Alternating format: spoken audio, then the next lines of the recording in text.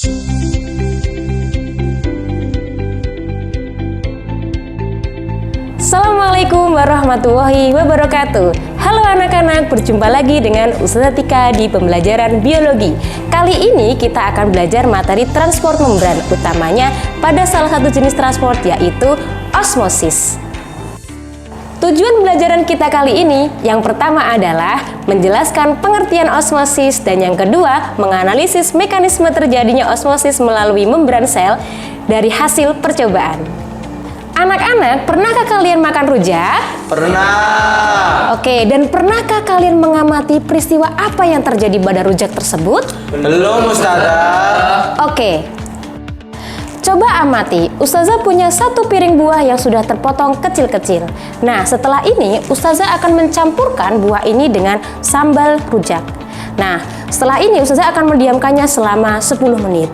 Kira-kira peristiwa apa yang terjadi pada buah ini nantinya? Saya, Ustazah. Oke, silakan Huda. Jadi awalnya buahnya terlihat segar. Lalu setelah tercampur sambal, buahnya akan terlihat agak lembek.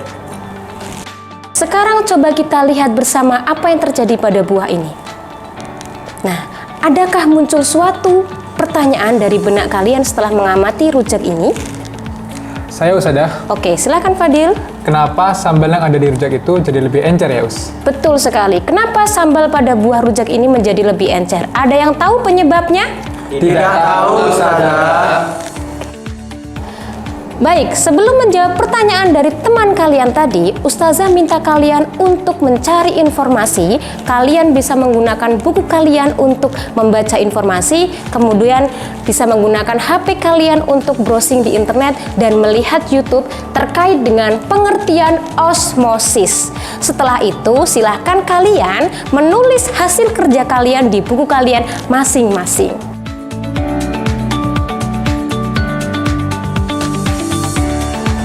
Baik, setelah kalian mengetahui pengertian dari osmosis, penasarankah kalian bagaimana mekanisme terjadinya osmosis melalui membran sel? Saya penasaran, Ustazah. Oke. Sekarang kita akan melakukan percobaan untuk membuktikan bagaimana mekanisme terjadinya osmosis.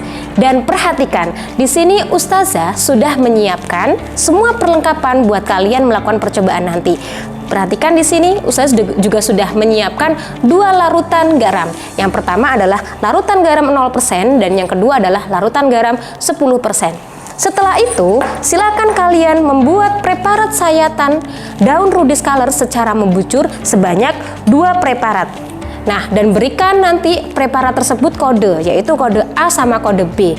Untuk yang kode A, silakan kalian tetesin nanti preparatnya menggunakan larutan garam 0% dan setelah itu yang B silakan kalian tetesi dengan larutan garam konsentrasi 10%. Nah, setelah kalian sudah melakukan itu semua, silakan amati di bawah mikroskop ya, dan amati bagaimana kondisi dari kedua preparat tersebut selama 10 menit.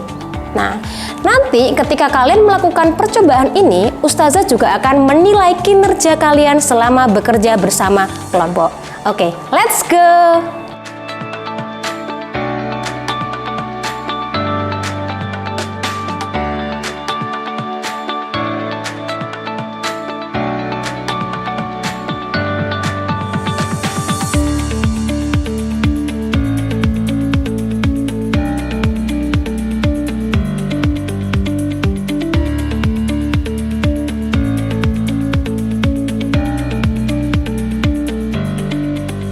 Setelah kalian tadi melakukan praktikum, bagaimana praktikumnya? Seru tidak? Seru, Ustazah. Alhamdulillah. Baik, nah setelah kalian melakukan pengamatan pada 2 preparat yang sudah kalian berikan perlakuan, ada yang bisa menjelaskan apa yang terjadi pada kedua preparat tersebut? Saya, Ustazah. Silakan Azam. Baik, menurut kelompok kami, preparat dengan kondisi garam sebanyak 0% tidak mengalami perubahan apa-apa. Sedangkan pada preparat dengan konsentrasi garam sebanyak 10% mengalami perubahan, yaitu lepasnya membran plasma dari dinding sel. Menurut analisis kelompok kami, hal tersebut dinamakan osmosis pada sel tumbuhan. Luar biasa sekali jawabannya Azam. Anak-anak, peristiwa lepasnya membran sel dari dinding sel disebut dengan plasmolisis. Penyebabnya adalah karena konsentrasi di luar sel dan konsentrasi di dalam sel itu berbeda. Nah, sehingga menyebabkan pelarut atau air dari dalam sel menuju keluar sel. Nah, jika ini dikaitkan dengan simulasi rujak di awal tadi, kesimpulan apakah yang bisa kita ambil? Saya. Silakan Kindi. Jadi dari hasil kesimpulan pengamatan kami tadi, sel buah pada rujak mengalami osmosis, yaitu air dari dalam buah yang konsentrasi pelarutnya lebih tinggi bergerak keluar menuju sambal yang konsentrasi pelarutnya lebih rendah. Jadi sambal tersebut menjadi berair. Bagus sekali kesimpulan dari Kindi. Tepuk tangan semuanya. Sekali lagi saya sampaikan, jadi osmosis merupakan perpindahan pelarut atau air dari larutan yang berkonsentrasi rendah atau larutan hipotonik menuju larutan yang berkonsentrasi tinggi atau hipertonik. Sampai sini bisa dipahami? Paham Ustazah? Alhamdulillah. Baik ya, cukup sekian pembelajaran kita kali ini. Untuk meningkatkan pemahaman kalian terkait dengan osmosis, Ustazah sudah menyiapkan satu soal. Setelah ini akan saya tayangkan. Silakan nanti sekalian bisa bekerja bersama kelompok ya. Bisa di rumah atau di sekolah nggak apa-apa. Nah, setelah itu kita diskusikan di pekan depan. Sampai jumpa lagi pekan depan. Wassalamualaikum warahmatullahi wabarakatuh.